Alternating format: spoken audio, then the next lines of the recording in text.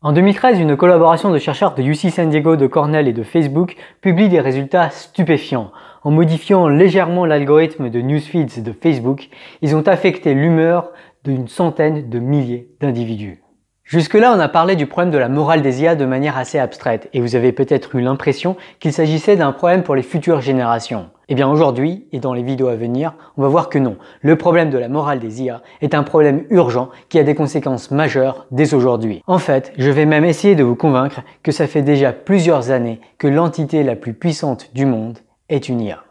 Alors, ça peut paraître assez grandiloquent comme affirmation. Qu'est-ce que peut bien signifier l'entité la plus puissante du monde? Eh bien, je ne prétends pas qu'il s'agisse d'un concept rigoureux, mais intuitivement, une entité va avoir beaucoup de pouvoir si un petit changement dans son comportement a rapidement des conséquences très différentes. Et ça, c'est crucial pour un conséquentialiste. Pour rappel, le conséquentialisme est une philosophie morale qui considère que les actions moralement bonnes sont celles qui conduisent à des conséquences désirables. Mieux encore, si une action A conduit à une conséquence très désirable, alors que toutes les actions alternatives conduisent à de très mauvaises conséquences, alors effectuer l'action A sera un énorme devoir moral, même si l'action A est coûteuse par ailleurs. On peut rendre cette idée un peu plus formelle. Imaginons que nous disposions d'une certaine ressource R, qui pourrait être le travail que l'on est capable de fournir, ou la dépense énergétique de notre solution technologique, ou le budget qu'on est prêt à dépenser. Supposons que plus on dépense de ressources R, plus les conséquences morales sont désirables. Sauf que dépenser la ressource a aussi un coût individuel. Typiquement, travailler, ça me fatigue. Et parfois, j'ai juste envie de dormir.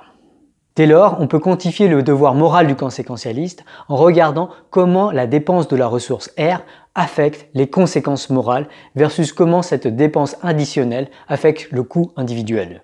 En maths, on parlerait de la dérivée des conséquences par les ressources versus l'utilité marginale de la ressource. Lorsque la première dérivée est bien plus grande que la seconde en valeur absolue, il s'agira alors d'un devoir moral important que de dépenser cette ressource.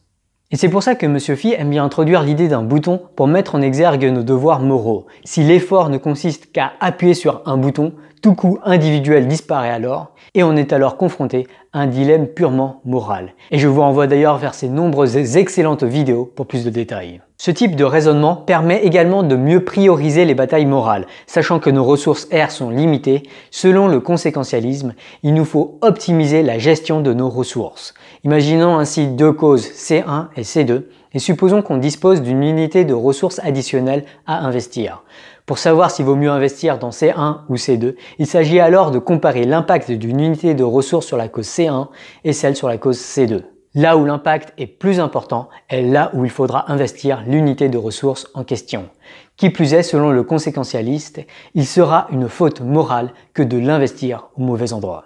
Tout ceci peut sembler assez technique et il peut sembler difficile d'arriver à des réponses univoques. Oui, comme on en a déjà parlé avec M. Phi, être un conséquentialiste moral, c'est très difficile, ne serait-ce parce qu'il faut être capable d'estimer les conséquences de nos actions. Mais comme le dirait John Tukey, mieux vaut une réponse approximative à la bonne question qu'une réponse exacte à la mauvaise question.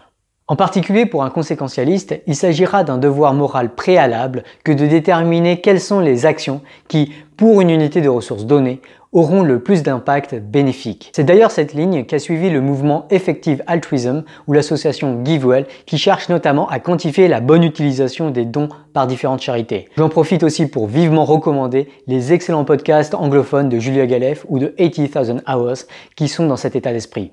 Malheureusement pour les conséquentialistes, en pratique, dans les débats moraux, ce genre de calcul délicat est souvent très secondaire, voire inexistant, et on a tendance à se contenter de confrontations de principes déontologiques. Bref, pour un conséquentialiste, si une idée a beaucoup de pouvoir, c'est-à-dire si elle peut provoquer beaucoup de bien avec peu d'efforts, alors il s'agira pour elle d'un devoir moral important que de faire cet effort. Et à l'inverse, si l'on sait qu'une entité a beaucoup de pouvoir mais n'effectue pas cet effort, alors il s'agira d'une priorité morale que d'encourager cette entité à faire cet effort. Comme le dirait l'oncle de Spider-Man, de grands pouvoirs impliquent de grandes responsabilités. Remember, with great power comes great responsibility. Or ça, c'est précisément le cas des IA des géants du web, en particulier l'IA de newsfeeds de Facebook, comme le montre d'ailleurs la publication de Facebook. Ce que les chercheurs ont fait, c'est d'abord choisir une métrique de la joie ou de la colère des posts Facebook. Même si cette métrique n'est pas idéale, on peut tout de même raisonnablement supposer que les individus dont les posts Facebook sont plus joyeux sont aussi des individus plus joyeux. Ensuite, les chercheurs ont testé les effets d'un petit changement de l'IA en charge des newsfeeds sur l'humeur des utilisateurs Facebook. Ils ont ainsi choisi 155 000 utilisateurs au hasard et ont divisé aléatoirement ces utilisateurs en 3 groupes. Pour le groupe de contrôle, ils n'ont pas changé l'IA des newsfeeds. Pour le second, ils ont dit à l'IA de promouvoir des posts joyeux. Et pour le troisième groupe, ils lui ont dit de promouvoir des posts négatifs. Une semaine plus tard, comme on pouvait peut-être s'y attendre, les individus du second groupe se sont mis à écrire des posts plus joyeux, tandis que ceux du troisième groupe se sont mis à écrire des posts plus négatifs. L'IA de Facebook avait influencé l'humeur de centaines de milliers d'individus. Si les résultats sont bien statistiquement significatifs au sens de la p-value, il faut toutefois rajouter que l'effet n'est pas énorme. Mais là encore, ce n'est pas si surprenant. On ne change pas complètement d'humeur d'une semaine à l'autre. Par contre, on peut vraiment se demander ce qu'il en serait si ce changement de l'humeur des posts auxquels on est exposé durait plusieurs mois ou plusieurs années. De façon plus générale, si l'IA de Facebook cherchait à promouvoir la bonne humeur et disons les critiques constructives plutôt que les insultes et l'hooliganisme politique, il pourrait alors avoir un impact global et ainsi toucher non pas 100, non pas 1000, non pas 1 million, mais des milliards d'individus. Et le plus remarquable, c'est que ce changement de comportement de l'IA de Facebook pourrait correspondre à un coût minime pour Facebook. Bref, pour le conséquentialiste, l'IA de Facebook a un pouvoir énorme, un pouvoir plus grand que celui de tout humain, et de grands pouvoirs impliquent de grandes responsabilités. With great power comes great responsibility. Remember that, Pete. Remember that. Alors, cet argument conséquentialiste vous choque peut-être. Vous vous dites peut-être que plutôt que de promouvoir les critiques constructives et la bonne humeur, l'IA de Facebook devrait être neutre. Sauf que la neutralité, c'est un concept complexe. Mais surtout, le problème avec cette approche, c'est surtout que les utilisateurs de Facebook préfèrent avoir un newsfeed biaisé. Et du coup, enlever toute personnalisation du newsfeed pourrait avoir un coût majeur pour Facebook et pour les utilisateurs de Facebook. Et ça, en termes conséquentialistes, c'est pas cool, puisque ça serait au détriment des utilisateurs Facebook. Mais en plus, ça serait difficile de convaincre Facebook qu'il s'agit là d'un gros devoir moral pour Facebook, puisque ça impliquerait également un énorme coût individuel. Bref, en termes conséquentialistes, la neutralité de Facebook ne me semble pas forcément très justifiable, même si je me trompe peut-être dans mon calcul conséquentialiste. Alors, Facebook, on aime bien taper dessus. Ceci étant dit, il me semble qu'il pourrait y avoir une IA encore plus puissante que celle de Facebook, à savoir l'IA de YouTube. En particulier l'IA qui recommande telle ou telle vidéo à tel ou tel utilisateur. On en a tous fait l'expérience. Vous commencez par une vidéo random à 20h, et vous enchaînez avec une autre vidéo, et tout à coup il est 3h du matin, et vous regardez maintenant un truc super bizarre. Et puis 2 ans plus tard, vous faites partie de communautés dont vous ne suspectiez même pas l'existence 2 ans plus tôt. Alors, parfois cette spirale est pour le mieux. Et si vous êtes ici sur Science for All, vous connaissez sans doute l'incroyable communauté de vulgarisateurs, notamment autour du Café des Sciences. Mais comme vous le savez sans doute, il y a aussi d'autres spirales moins raisonnées qui peuvent conduire à toutes sortes de théories conspirationnistes, paranormales ou pseudo-scientifiques, ou encore à des idéologies extrémistes qui promeuvent la haine envers certains groupes sociaux. Les zététiciens qui cherchent à lutter contre la montée de ces mouvements pseudo-scientifiques disent régulièrement qu'il est important pour eux d'être sur YouTube pour occuper le terrain. Alors certes, je pense perso qu'il faut en effet beaucoup plus de vidéos scientifiques en quantité et en qualité sur YouTube, mais je pense aussi qu'il y a en fait déjà énormément de quantité et de qualité sur YouTube. Dès lors, pour occuper le terrain, il faut et il suffit que YouTube promeuve ces vidéos qui existent déjà. Pour la promotion de la rationalité et des sciences, les créateurs, notamment les nouveaux créateurs, n'ont en fait qu'un pouvoir très limité. Le vrai pouvoir d'influence, il appartient à l'IA de YouTube. Si elle veut promouvoir une vidéo, elle le peut comme personne d'autre. D'ailleurs, ce fut le cas de Science for All. Si ma chaîne a maintenant la chance d'être vue par des dizaines de milliers, parfois même des centaines de milliers d'entre vous, c'est essentiellement grâce à l'IA de YouTube qui, le 20 juillet 2016, s'est tout à coup mise à promouvoir mes vidéos et elle en a remis une couche le 14 novembre 2016. Or, de nos jours, nous regardons plus de vidéos YouTube que nous ne faisons de recherches sur Google. Autrement dit, l'IA de YouTube nous fournit bien plus de réponses que nous nous en posons. Ainsi, notre compréhension du monde est fortement biaisée par ce que l'IA de YouTube nous montre, pour le meilleur comme pour le pire. Imaginez maintenant qu'il y a un bouton devant vous. Si vous l'appuyez, l'IA cherchera alors à promouvoir les vidéos intelligentes et raisonnées et à moins partager celles qui poussent à la haine et aux théories conspirationnistes. Est-ce que vous appuieriez dessus ?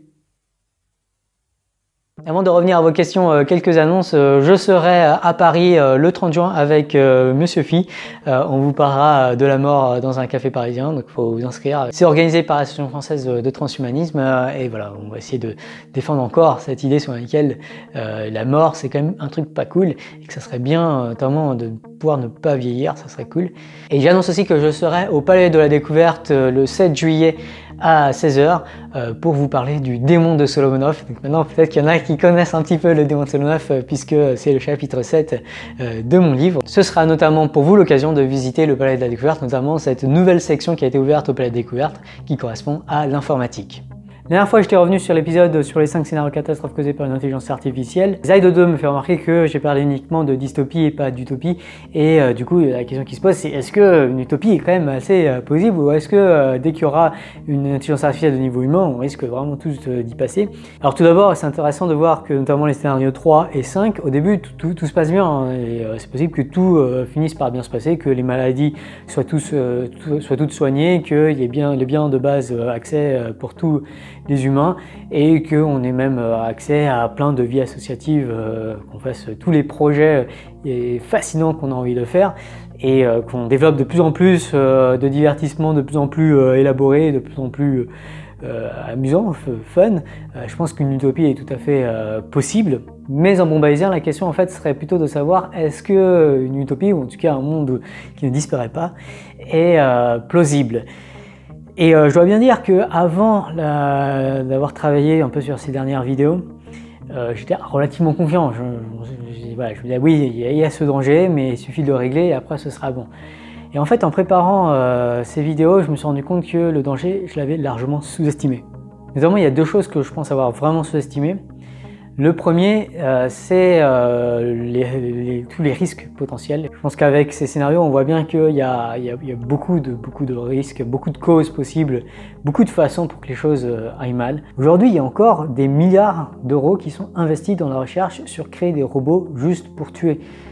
Moi, ça me fait vraiment flipper. Donc voilà, il y a beaucoup de risques et je pense avoir sous-estimé largement ces risques. Et un autre truc que je pense avoir sous-estimé, c'est la probabilité qu'il y ait une IA de niveau humain dans un avenir pas si lointain. C'est-à-dire que j'ai tendance à penser dans ces vidéos que bon, on avait plusieurs décennies devant nous. Du coup, bon, on peut vraiment prendre le temps de la recherche, bien penser le problème. Mais si le problème est dans 5 ans, il y a des chercheurs en IA qui pensent qu'il pourrait y avoir une IA de niveau humain dans 5 ans. Si le problème est dans 5 ans, on n'est pas du tout prêt. On est vraiment aujourd'hui, je pense qu'on est vraiment absolument pas prêt. Aujourd'hui, s'il y a quelqu'un qui a tous les ingrédients d'intelligence artificielle aujourd'hui et qui est dans son coin et qui peut tester le truc, c'est foutu parce que on n'a rien de prêt. Donc c'est aussi ça que j'ai sous-estimé et voilà, donc il y a une probabilité qui, si j'en crois les experts en IA, non négligeable, qu'il y ait un truc de niveau humain dans un futur pas si lointain, et si c'est le cas, j'ai bien peur qu'on ne soit pas du tout prêt. Donc, tout ça pour dire que rien n'est perdu. Je pense qu'il y a encore beaucoup de recherches qui peuvent être faites. On peut avoir une structure beaucoup plus solide, beaucoup plus robuste, tolérante aux fautes. Et je pense qu'on n'a pas besoin d'une morale des IA qui soit parfaite, pas du tout. Il faut juste qu'elle soit juste suffisamment bien. Mais c'est un problème qui est déjà suffisamment difficile et qui est absolument pas du tout prêt d'être résolu. En tout cas, c'est l'impression que j'en ai voilà, en parlant et en lisant un peu de la recherche dans le domaine. Voilà, l'idée que ça pourrait arriver dans 5 ans, ça me fait vraiment flipper. Et du coup, j'aurais tendance à dire que c'est possible que ça se passe bien, mais voilà, il y a quand même une probabilité très non négligeable que les choses se passent mal, je pense. Mais pour finir sur une note un peu plus joviale, Survivor fait remarquer que le 5e scénario est finalement très proche de l'idée de la machine de Nozick dont Monsieur Phi a parlé dans cette vidéo. D'ailleurs, je recommande vivement la vidéo de Monsieur Phi et ça me fait penser à une interview d'Anders Sandberg, qui est un philosophe au Future of Humanity Institute à Oxford et qui parle de l'hypothèse, du problème de Fermi, du paradoxe de Fermi. Ce paradoxe, il dit que voilà, c'est assez surprenant qu'on ne voit rien, qu'on ne voit pas de vie extraterrestre intelligente dans l'univers, puisqu'a priori, voilà, à quelques millions d'années près, forcément, s'il y en avait plusieurs dans l'univers, il y en a une qui serait apparue quelques millions d'années avant nous, elle aurait eu le temps de se développer et de devenir énorme, et du coup, on devrait l'avoir vue. Et une explication qu'avance Anders Sandberg, que je trouve assez amusante, pas entièrement convaincante, et Sandberg lui-même dit qu'il lui attribue une probabilité de 10%, donc 10% c'est quand même non négligeable, c'est le fait que toutes les civilisations du futur ont fini par comprendre que voilà, ils ont exploré un peu l'univers, ils ont vu que l'univers était cool, mais ils ont fini par comprendre que le truc le plus cool en fait à explorer, ce sont les univers virtuels, ce sont des simulations, ce sont les propriétés des puissances de calcul, ce sont les jeux vidéo, appelez ça comme vous voulez. Mais que du coup, pour pouvoir jouer, pour pouvoir profiter de ça le plus longtemps possible, il fallait faire des calculs qui ont un coût énergétique le plus faible possible. Et là, ce qui est intéressant, c'est qu'il y a une loi de la physique qu'on appelle le principe de Landau, qui dit que en fait, chaque calcul, chaque opération qu'on effectue, en fait, il faut que ce soit une opération irréversible, mais bon, ouais, chaque opération, disons, a un coût énergétique. On perd un petit peu d'énergie à effectuer un calcul. Et ce qui est amusant, c'est que l'énergie que l'on perd dépend de la température. L'énergie est en fait proportionnelle à la température. Et ça veut dire que si on veut pouvoir faire beaucoup de calculs avec une énergie donnée, il vaut mieux faire ce calcul à une température très, très, très basse. Or, a priori, notamment à cause de l'expansion de l'univers, l'univers sera beaucoup plus froid, mais 10 puissance 30 fois plus froid, dans un univers très éloigné. Et du coup, peut-être que la stratégie optimale pour une civilisation alien qui veut juste profiter du calcul autant que possible, ce sera de figer un peu, de figer un peu la mémoire de ses habitants pendant tout l'âge de l'univers, donc pendant des Google d'années. Et après des Google d'années, ils pourront commencer à faire des calculs dans un univers qui sera à une température de 10 puissance moins 3, moins 30 Kelvin, quelque chose comme ça. Et grâce à cela, ils pourront faire beaucoup plus de calculs que s'ils avaient commencé les calculs dès aujourd'hui. Et ça expliquerait pourquoi les civilisations aliens cherchent à n'avoir aucun impact dans l'univers d'aujourd'hui, puisque avoir un impact dans l'univers d'aujourd'hui correspond à dépenser cette énergie en calcul dans un univers qui est encore relativement chaud, y compris dans le vide interstellaire, quoi. Et du coup, c'est pas du tout une stratégie optimale. Et donc, si on peut imaginer que si toutes les civilisations aliens finissent par comprendre ça et du coup se préparent pour un avenir très lointain, elles chercheront du coup à n'avoir aucun impact sur l'univers très proche. Elles chercheront juste à agréger un maximum de matière, à conserver la matière, parce que la matière a de l'énergie, aussi proche que possible, pour pouvoir, d'une certaine manière, dépenser cette matière dans quelques Google d'années. Je trouve ça assez fou comme pensée.